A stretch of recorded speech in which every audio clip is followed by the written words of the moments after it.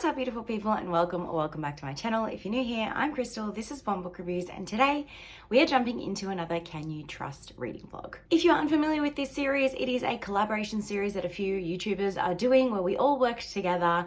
Every time we do a new vlog, a new person is elected. That person then makes suggestions of their favorite reads to the other people.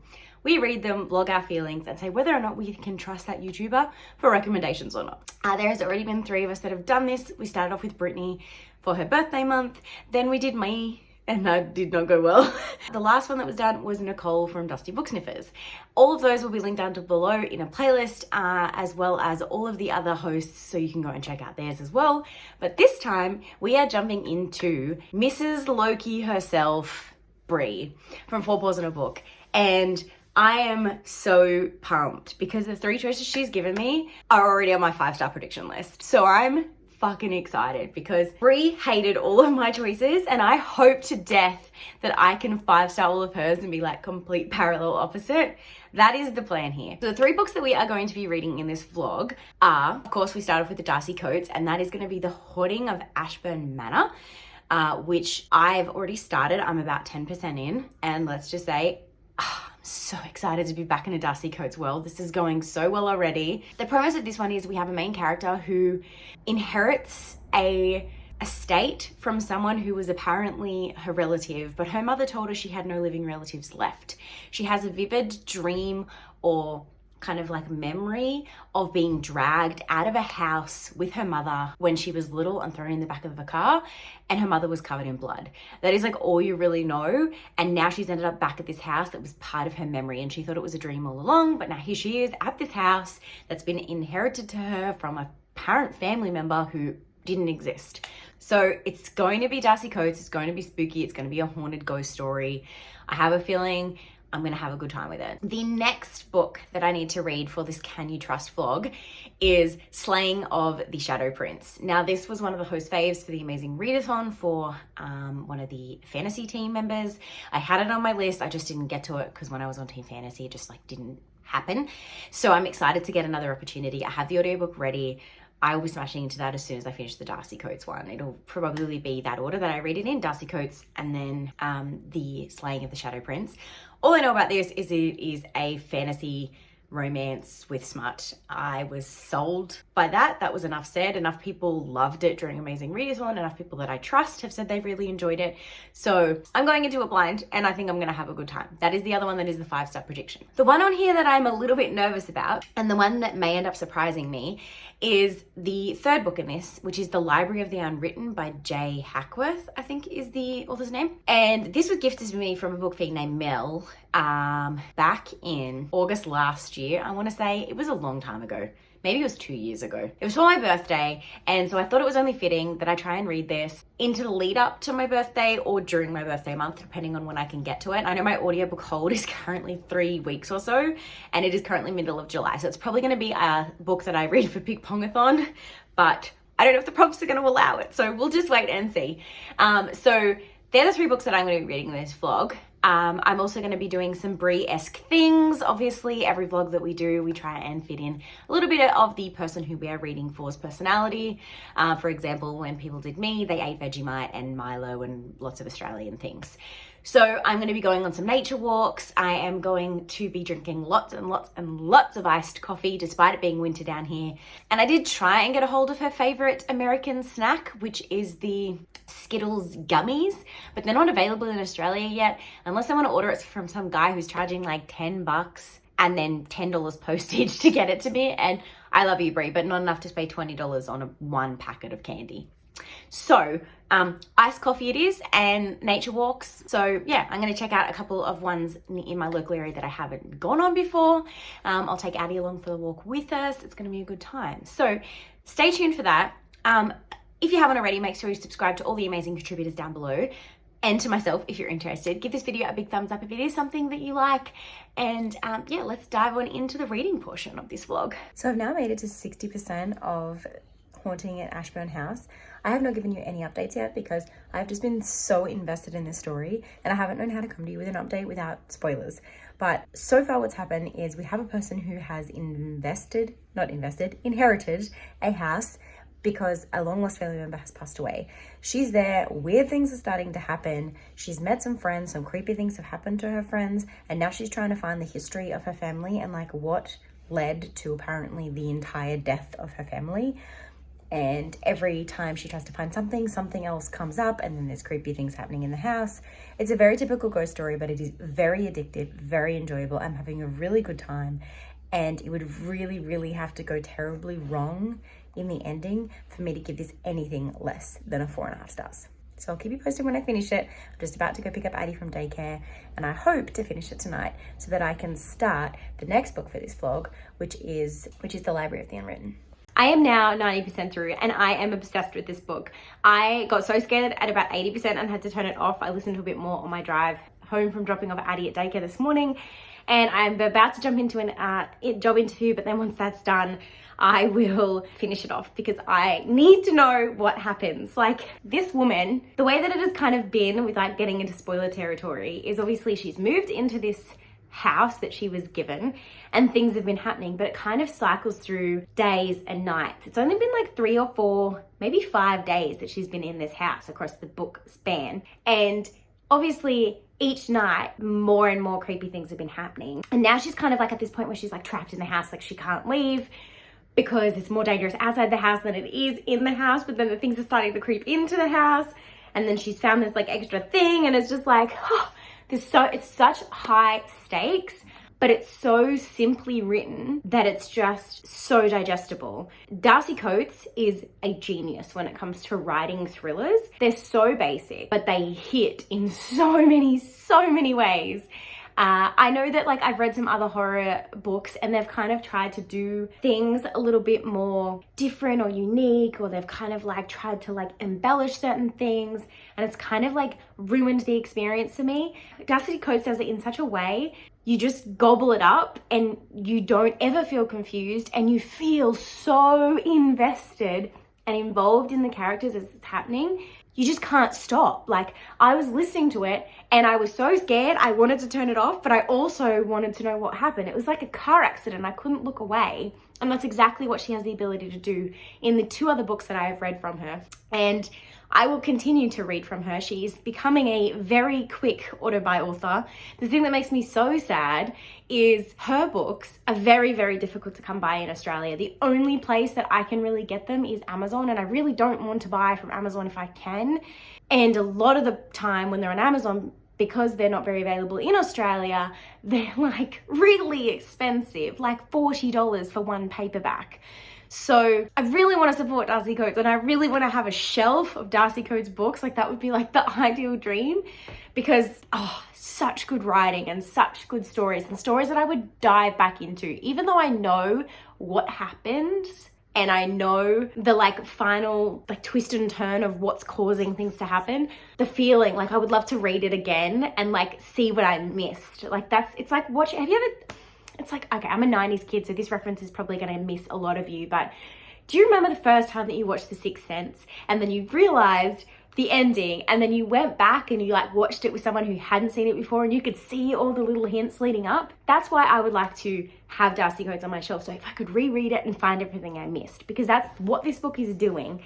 There has been little breadcrumbs throughout the whole book, and I'm just waiting to get the entire piece of bread, because I know that it's going to make me want to go back and look at all the breadcrumbs to see what I missed, because that's the power that Darcy Coates has as a writer. Anyways, I just got on an absolute tangent because that's how good this book is making me feel. So far, 100%, 1,000,000% I can trust Bri, especially when it comes to horror books. Her and I like on par, because Darcy Coates I know is one of her fave, and she's soon becoming one of mine, because the few books that Bri has previously suggested to me from Darcy Coates, which was From Below and Voices in the Snow, 5-star read. So this is falling out to be another 5-star read. I've had such a good time. I'm going to go and do this interview and then finish it and come back and give you my final thoughts, because something would drastically have to go wrong for me to not give this book 6 fucking stars. So I ended up finishing the interview, and then I decided I was going to manifest success. And so I went and bought some new work clothes. Now, people always ask me, why do you shop at op shops?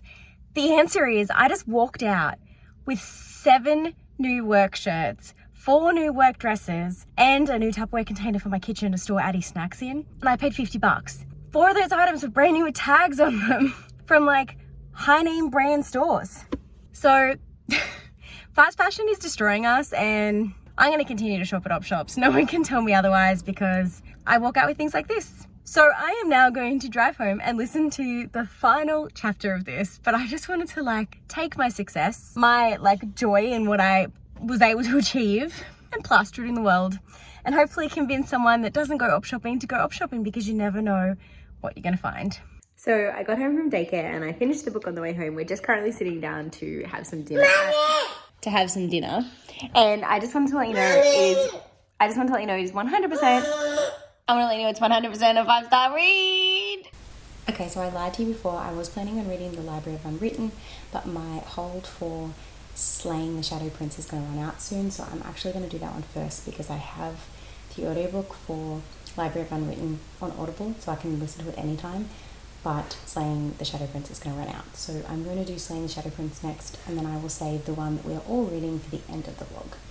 So Slaying the Shadow Prince I know nothing about other than the fact that it is a fantasy romance that was on the favourites list for one of the fantasy team members for Amazing Readathon, and a lot of people read it and loved it, so I'm hoping to have a really good time with that. So I'm going to continue working on the diamond painting that I started during the Can You Trust Nicole vlog, and hopefully get at least 25% into this before I go to bed, so that I can give you a bit of a like quarterly update and tell you a bit more about it. I'll let you know when I know more. Okay, so I'm now just 30% in. I've just reached chapter 9. I've got back from dropping Addie off at daycare. And I figure it's a good time to kind of update you on my thoughts and a little bit more about what this book is about. So we have two POVs. We have the POV of our main female character, and then we also have the POV of our main male character, who happens to be somebody who is half human, half shadow wraith. There is currently a war going on between the humans and the shadow wraiths, and he is on the human side, but our main female character, she has a special ability to be able to determine if someone is shadow wraith or not from like a wristband that she wears, and she determines as she first meets him that he is a shadow wraith, not a human. And then obviously you kind of learn to find out that he is half human, half shadow wraith. So now there's this like flirtation between them, obviously, but there's also this hidden backstory of them trying to defeat the shadow wraiths and take them down. What I like about this book so far, it has been the perfect amount of plot and steam and spice. So there hasn't actually been a sex scene yet. There has been like a sex dream, which was very well written for the like 30 seconds that you got it. And we have also had a very good like flirtation banter between them. It's very like enemies to lovers. She's not meant to like him. He's meant to be the enemy, but he's slowly like weaseling her way into like her heart, and you can kind of see where it's going to go. It's going to be a fairly predictable story in the romance side of things, but I have a feeling that the fantasy plot of this is going to take me on a wild ride, and I'm very, very excited for it. This is the kind of fantasy romance that I'm here for, one that is more plot and less just like full of smart, and the plot is like interesting enough that I'm super invested. So I'm 30% in. I'm going to go read some more. It's a beautiful sunny day today. I have another interview this afternoon, so I do have to do some prep work for that because they need me to know more about like their business and what they sell and all kinds of stuff, because it's a sales role. And so I have to go kind of like get my sales pitch ready, and then I will do some probably more diamond painting and listen to this. I finished my diamond painting from the Can I Trust Nicole video, and I've started a new one today. The Can I Trust Nicole one, that was just a small one that I did as a practice so that I could like get in the rhythm of it. And now I'm working on a much bigger one. This is like an open book with like a magical tree coming out of it. These are the ones, I've got 3 that are all the same size that I'm going to be working on, that'll be hung up in my library. Good morning. Oh, it is a new day. I have a to-do list a million miles long. I'm going to stick in the headphones and try and smash it out. It is Friday, Adeline's at daycare, and I am going to be filming the Pick Pongathon bonus prompts today. So I need to like work on my throws because I don't know how misses are going to come into play for my bonus prompts. Like, I don't know if I should count them for something or not. We'll see. But yeah, so I am going to try and work my way through this to-do list while I continue to listen to the Slaying of the Shadow Prince. I'm still loving it 100%. And yeah, I'll come back and update you as I get further along. I'm not really going to take you along for this like cleaning process. You don't need to see this, but pretty much I'm going to be cleaning toilets and putting washing away and doing the usual stuff that everybody does and has to do, and that is made 10 times better while listening to smutty audiobooks. I've just reached the 50% mark of Slaying the Shadow Prince, or Slaying the Shadow Daddy, as you can call this book. And they've just had their first kind of sexual encounter following they've kind of been out and about on this kind of adventure heading to a particular location. He's ended up being injured. She's cared for him. And then they've ended up in this tavern. And then, of course, the rest is history. I think that the smut was like fairly good. It awkwardly got interrupted by a phone call from a person calling me to tell me I was unsuccessful for a role. But that's okay, because as soon as I got that negative news, I got to go right back into the sex scene. So I mean, like, this is what books are all about, right? So I have managed to do 2 loads of washing, put away all the washing that was done yesterday, and I have managed to make the bed, rearrange my bedroom a little bit because I was doing some like reorganization because of a cupboard getting stuck, and it's a whole thing. And so now I'm going to clean the kitchen and probably have some lunch because it's almost lunchtime. I'm thinking I'm just going to do some ramen and hard-boiled eggs, and while I eat that, I'll probably watch some stuff on TV or something. That is where we're at, 50%, and it's still sitting at like, I don't know, I want to say 5-star because like I'm invested, but I don't think it's like amazing. So maybe it's going to be closer to a 4. But we'll see how it ends, because like at the end of the day, it's been a fun time. So I'm just on 24 Hour Spins with Neva and Coda, and I just finished Slaying the Shadow Prince. I think I'm going to give it 4 stars. It wasn't fantastic enough for me to give it 5 stars. Like, it was a really good read. I enjoyed it while I was reading it, but I don't think I'll remember like a lot about it once it's done. But it wasn't like a book and I read it. So it's kind of like not a 3, but not a 5. So I'm going to put it at a 4-star. I can see why the people that recommended it to me really enjoyed it, including Bri. And I would definitely recommend this to people that I know who like this kind of fantasy romance book. The good thing about it is it wasn't like the plot overshadowed the smut, and it wasn't like the smut overshadowed the plot.